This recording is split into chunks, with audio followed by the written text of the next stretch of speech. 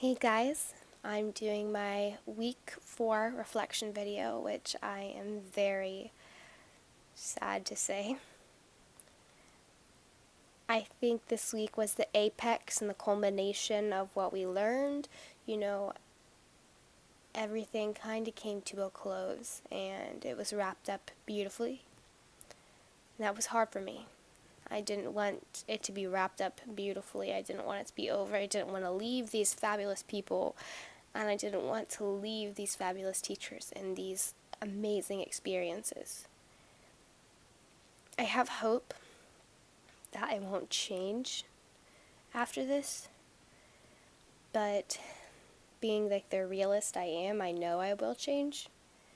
I go to California every summer to this empowerment summit, and it's similar to what we experienced over immersion, and it is,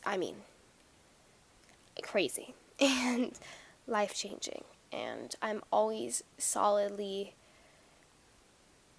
into it the first few months I get back, but then people start calling what I'm saying cheesy and like mumbo jumbo and BS, and then I change back to who I originally was before the summit because people don't like who I've become. And that made me realize that it's just because I've become a bigger person.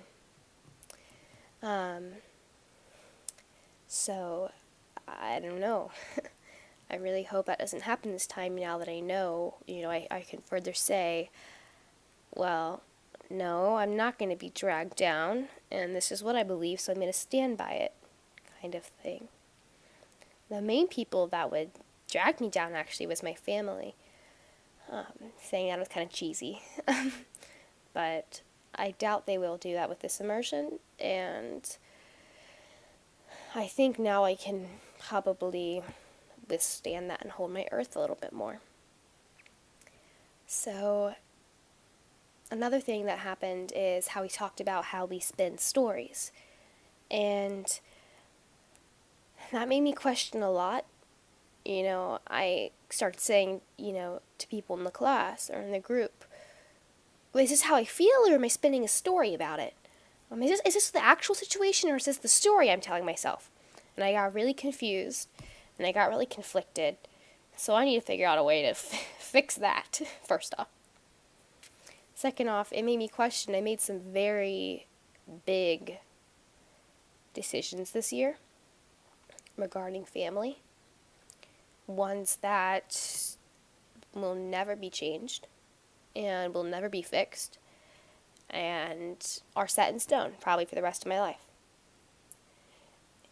And it made me question, did I make the right decision, or did I make this decision based off a story I spun or that other people perhaps spun for me? And it's been hard sitting with that idea because I can't take it back now. Even what I wrote on that wood board kind of contradicted the decisions I had previously made. And I wonder if I did that because I'm realizing I might have spun a story. And I really don't know what to do about that. I don't know if, because I'm feeling guilty about it, but at the same time I'm trying to reassure myself, and I'm like, well, am I reassuring myself to make myself feel better, or did I make the right decision? And this is a very important decision to me, and well, it's made anyway. So I'm glad that I can be in a video where I can feel comfortable enough to talk about this, knowing that the people who are probably going to be watching from my group and the people who are going to be watching from other groups have this okayness with vulnerability and with honesty. And I'm worried about going back to school and not having people that are okay with vulnerability and okay with honesty, and especially not okay with emotions. I'm someone who's extremely okay with emotions. That's the fire in me. I'm extremely emotional. So, except for actually with anger, I have been trying to sit with anger, like we talked about, and don't spin a story and sit with anger, but then I'll be sitting there and I'm like, okay, I'm sitting with my anger. I'm mad. Oh, wait, is that me spinning a story? Or am I actually mad? I just get so conflicted. I don't even know if I'm doing it right. I don't know what sitting, with anger is. Um, so it's been a very conflicted week, but I don't think that's a problem because I think it's better to be conflicted and questioning than content. So, yeah. Branching over to a different subject, I really enjoyed the TED Talk that we listened about the cyclical and the linear types of religions and lives and traditions. And I really identify with the cyclical. I really don't and never have identified with the linear. And I even talked to Mr. Squires about that earlier in the year when I was questioning, faith and stuff like that, because I don't identify with those ideals. So watching that again was very refreshing now that it's been a few months since I had that experience and I've grown as a person. I really liked the Reggie that we listened to about the jewels. That every human being is a jewel and every human being is valuable. Because it's absolutely true. And I get very emotional when I think people don't know that. And I wish people would, and so I liked being able to listen to this because I know there are people in that room that needed to hear that they are valuable because they are so valuable. And I need to hear that. And Mr. Squires everyone needs to hear that. And it's like sometimes we get talking and people talk about, struggle, and I can't hold myself together because it's like I feel their pain. And it makes me in pain. I hate seeing other people in pain.